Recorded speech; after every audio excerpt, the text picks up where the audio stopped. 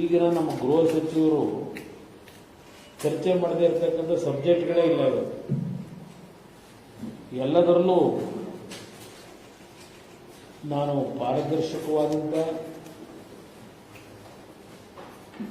ಪರಿಶುದ್ಧವಾದಂಥ ನಡವಳಿಕೆಯಿಂದ ಇರತಕ್ಕಂಥವನು ಅಂತಕ್ಕಂಥದ್ದನ್ನು ಪ್ರತಿನಿತ್ಯ ಹೇಳ್ತಕ್ಕಂಥದ್ದು ನೋಡಿದ್ದೇನೆ.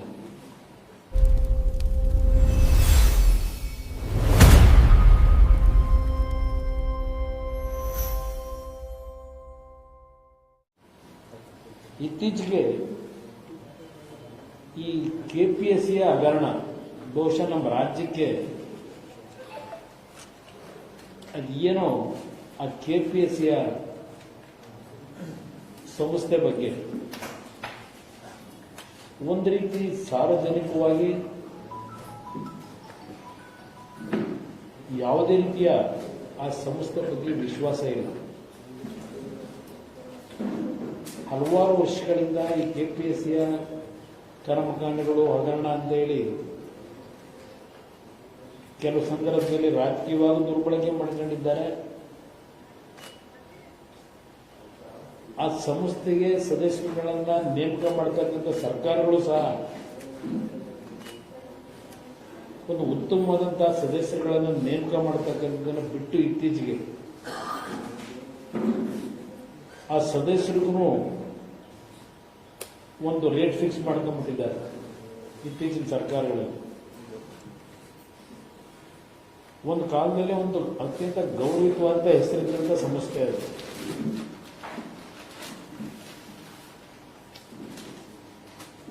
ಆ ಸಂಸ್ಥೆ ಬಗ್ಗೆ ಹಲವಾರು ಉತ್ತಮವಾದಂತಹ ಸದಸ್ಯರುಗಳು ಕೆಲಸ ಮಾಡಿರ್ತಕ್ಕಂಥದ್ದು ನಮ್ಮ ಪೂರ್ವಿಕರ ಇತಿಹಾಸದಲ್ಲಿ ಕಾಣಲಿಕ್ಕೆ ಸಾಧ್ಯ ಇದೆ. ಆದರೆ ಇತ್ತೀಚಿನ ದಿನಗಳಲ್ಲಿ ಒಂದು ಜಾತಿ ಹೆಸರಿನಲ್ಲೋ ಇಲ್ಲ ಆ ಸದಸ್ಯತ್ವಕ್ಕೆ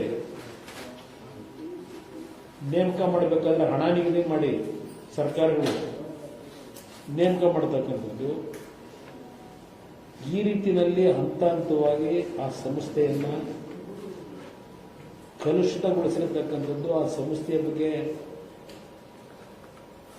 ವಿಶ್ವಾಸ ಮೂಡದೇ ಇರತಕ್ಕಂಥದ್ದಕ್ಕೆ ಕಾರಣ ಪ್ರಮುಖವಾಗಿ ಸರ್ಕಾರವೇ ಅಂತಕ್ಕಂಥದ್ದನ್ನು ನಾನು ನೇರವಾಗಿ ಹೇಳಲಿಕ್ಕೆ ಬಯಸ್ತೇನೆ. ಪಾಪ ನಿನ್ನೆ ದಿನ ಹೇಳಿದ್ದಾರೆ, ನಮ್ಮ ಹಾಡು ಮುಟ್ಟಿದ ಸೊಪ್ಪಿಲ್ಲದೆ ಇರ್ತಕ್ಕಂಥ ಪ್ರಿಯಾಂಕಾ ಕೃಪಾಪೋಷಿತ ಮಂಡಳಿ ಇದು ಈಗ ನಡೀತಾ ಇರತಕ್ಕಂಥದ್ದು ಎಲ್ಲ ವಿಷಯಗಳು ಪಾಪ ನಿಂತಿದ್ದಾರೆ. ನಿನ್ನೆ ಅವರು ಹೇಳ್ತಾರೆ,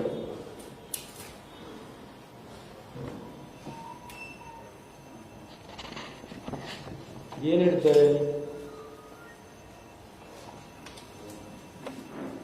ಇದು ಬೇಲಿಯೇ ಎದ್ದು ಹೊಲ ಮೇಯ್ದಂತ ಪ್ರಕರಣ. ಬೇಲಿ ಎದ್ದು ಹೊಲ ಮೇಯ್ದರೆ ಏನು ಮಾಡಲು ಸಾಧ್ಯ? ಪರಿಸ್ಥಿತಿ ನಮ್ಮ ಕೈಲಿಲ್ಲ. ಇಲ್ಲಿ ಎರಡು ವಿಚಾರ, ನನಗೆ ಸ್ವತಂತ್ರವಾಗಿ ಈ ವಿಚಾರ ಬಿಟ್ಟರೆ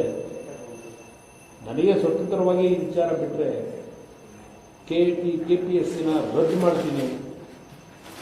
ಅದು ಸಂವಿಧಾನಾತ್ಮಕವಾಗಿಯೇ ಮಾಡಬೇಕಾಗುತ್ತದೆ, ಹೊಸ ಕಾನೂನು ತರಬೇಕಾಗ್ತದೆ. ಕಾನೂನು ಮಾಡುವವರು ನಾವೇ. ಹೌದಪ್ಪ, ಕಾನೂನು ಮಾಡೋದು ನೀವೇ. ನಾವೇ ನೀವು ಅಂದ್ರೆ ನಾವು ಅಂದ್ರೆ ಸರ್ಕಾರ ನಡೆಸರೆ ಕಾನೂನು ಮಾಡೋದು ಜನಪ್ರತಿನಿಧಿಗಳು. ನೀವು ಹೇಳೋದು ಒಪ್ತೀನಪ್ಪ. ಇಲ್ಲಿ ಈ ಲೇಟೆಸ್ಟ್ ಒಂದು ಹೇಳ್ತೀನಿ ಮೊದಲಿಗೆ. ಯಾರೋ ಜ್ಞಾನೇಂದ್ರ ಕುಮಾರ್ ಇವತ್ತು ಈ ಗೃಹ ಸಚಿವರಿಗೆ ಕೇಳಿದ್ದೇನೆ, ಏನ್ ಹೇಳಿಕೆ ಕೊಡ್ತೀರಿ? ಮಾಧ್ಯಮದಲ್ಲಿ ನಾಪತ್ತೆ ಆಗಿಲ್ಲ ಅಂತಕ್ಕಂಥ ಸುದ್ದಿ ಬಂತು. Jnanendra Kumar officer, controller, examination controller ಅವರಿಗೆ ಕಳೆದ 2 ವರ್ಷದಿಂದ ಇರಬಹುದು. ಈ ವ್ಯಕ್ತಿ ಯಾವಾಗ ಇಡಿ ರೈಡು ಇದೆಲ್ಲ ಶುರು ಆಯಿತು, ಯಾವಾಗ ಈ ಉದ್ಭವ ಆಗಿದ್ದೆ ಹಾಗೆ ಯಾರೋ ಒಬ್ಬ ಮಂಜುನಾಥ್ ಅಂತ ಯಾರೋ ವ್ಯಕ್ತಿ 80 ಲಕ್ಷ ರೂಪಾಯಿ ಡಿಮ್ಯಾಂಡ್ ಇಟ್ಟಿದ್ದಾರೆ ಪಶುವೈದ್ಯಕೀಯ ಅಭ್ಯರ್ಥಿಗಳನ್ನು ಆಯ್ಕೆ ಮಾಡಲಿಕ್ಕೆ. 40 ಲಕ್ಷ ಅಡ್ವಾನ್ಸ್ ಕೇಳಿದ್ದಾರೆ. 80 ಲಕ್ಷ ಫಿಕ್ಸ್ ಆಗಿದೆ ಅಂತಕ್ಕಂಥದ್ದು ಆ ವ್ಯಕ್ತಿಯ ಒಂದು ಆಪಾದನೆ ಏನಿದೆ.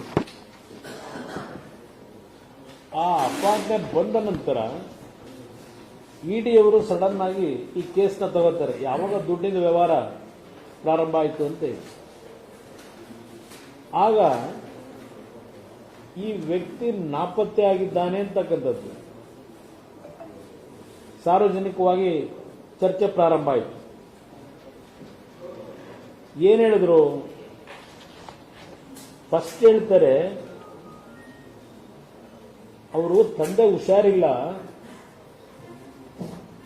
ಅವ್ರ ತಂದೆನ ನೋಡೋದಕ್ಕೆ ಹೋಗಿದ್ದಾರೆ, ಪರ್ಮಿಷನ್ ತಗೊಂಡು ಹೋಗೋರೆ ಅಂತ ಹೇಳ್ತಾರೆ. ಇವರೇ ಹೇಳೋದು, ತಂದೆ ನೋಡಲು ಹೋಗಿದ್ದಾರೆ. ಜ್ಞಾನೇಂದ್ರ ಕುಮಾರ್ ನಾಪತ್ತೆ ಆಗಿಲ್ಲ, ನನಗೆ ಅವರು ದೂರವಾಣಿ ಕರೆ ಮಾಡಿದ್ದರು. ಅವರ ತಂದೆಗೆ ಅನಾರೋಗ್ಯದ ಹಿನ್ನೆಲೆಯಲ್ಲಿ ನೋಡಲು ಊರಿಗೆ ಹೋಗಿದ್ದಾರೆ. ಇನ್ನೆರಡು ದಿನಗಳಲ್ಲಿ ವಾಪಸ್ ಆಗಲಿದ್ದಾರೆ ಎಂದು ಗೃಹ ಸಚಿವ ಪ್ರಿಯಾಂಕಾ ಖರ್ಗೆ ಸ್ಪಷ್ಟಪಡಿಸಿದ್ದಾರೆ.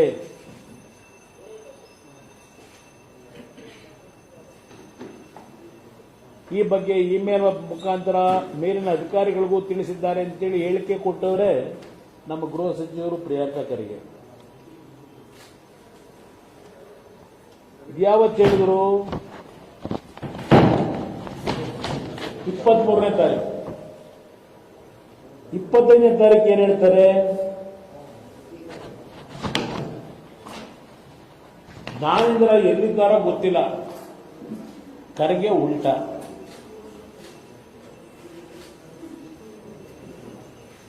ಜ್ಞಾನೇಂದ್ರ ಎಲ್ಲಿದ್ದಾರೋ ಗೊತ್ತಿಲ್ಲ. ಜ್ಞಾನೇಂದ್ರ ಕುಮಾರ್ ತಮ್ಮ ತಂದೆಗೆ ಅನಾರೋಗ್ಯ ಎಂದು ಹುಟ್ಟೂರಿಗೆ ತೆರಳುವುದಾಗಿ ಹೇಳಿದ್ದರು.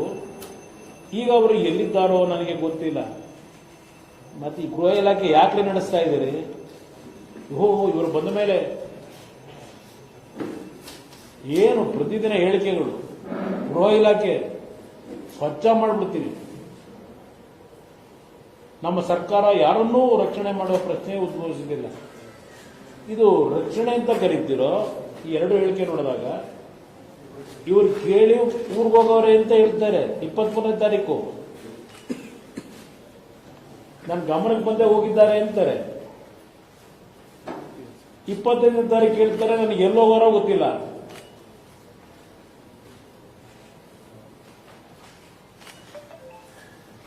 ಇದು ಗ್ರೇಟ್. ಅವ್ರ ಹೋಮ್ ಮಿನಿಸ್ಟರ್ ಏನು ಪರಿಶುದ್ಧ ಮಾಡ್ತಾರಂತೆ.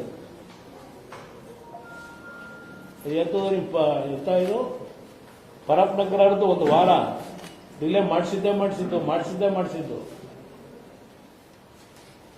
ರಾಜ್ಯದಲ್ಲಿ ಯಾರ್ಯಾರ ಧ್ವನಿನ ಹೇಗೆ ಅಡಗಿಸಬೇಕು ಅಂತ ಹೇಳಿ ನೀವು ಹೊರಟಿದ್ದೀರಿ ಅನ್ನೋದು ನನಗೆ ಗೊತ್ತಿದೆ. ಈ ರಾಜ್ಯ ಸರ್ಕಾರ ಕೇಳಲಿಕ್ಕೆ ಬಯಸ್ತೀನಿ, ಯಾವ ರೀತಿ ನೀವು ಧ್ವನಿ ಅಡಗಿಸಬೇಕು ಅಂತ ಹೇಳಿ ನಿಮ್ಮ ಸರ್ಕಾರದ ವಿರುದ್ಧ ಚರ್ಚೆ ಮಾಡೋರ ಬಗ್ಗೆ ಸಾರ್ವಜನಿಕವಾಗಿ ಹಲವಾರು ವಿಷಯಗಳನ್ನ ತಾಳೆ ಹಾರಿಸಿ ಧ್ವನಿ ಅಡಗಿಸಬೇಕು ಅಂತ ಏನು ಹೊಡೆದಿರಿ? ಖರ್ಗೆ ಅವರೇ, ನಮ್ಮ ಧ್ವನಿ ಏನು ಯಾರು ಅಡಗಿಸಕ್ಕಾಗೋದಿಲ್ಲ, ನಿಲ್ಲಿಸ್ಲಿಕ್ಕೆ ಆಗೋದಿಲ್ಲ. ನೀವು ಎಷ್ಟು ಸಮರ್ಥರಿದ್ದೀರಿ, ಇದೊಂದು ಹೇಳಿಕೆ ಪ್ರಾರಂಭಿಕವಾಗಿ ನಿಮ್ಮ ಮುಂದೆ ತರ್ತಾ ಇದೆ. ಪ್ರಿಯ ವೀಕ್ಷಕರೇ, ಸಿನಿಮಾ, ರಾಜಕೀಯ, ವಿಚಾರ, ವಿಮರ್ಶೆ, ಸಂದರ್ಶನ ಹಲವಾರು ವಿಷಯಗಳಿಗಾಗಿ ನಮ್ಮ ಆದಿಪುರುಷ ಸ್ಟುಡಿಯೋಸ್ ಚಾನೆಲ್ಗೆ ಸಬ್ಸ್ಕ್ರೈಬ್ ಮಾಡಿ. ಲೈಕ್, ಶೇರ್, ಕಮೆಂಟ್ ಮಾಡುವುದರ ಮೂಲಕ ನಿಮ್ಮ ಬೆಂಬಲ ವ್ಯಕ್ತಪಡಿಸಿ. ಮತ್ತೆ ಸಿಗೋಣ.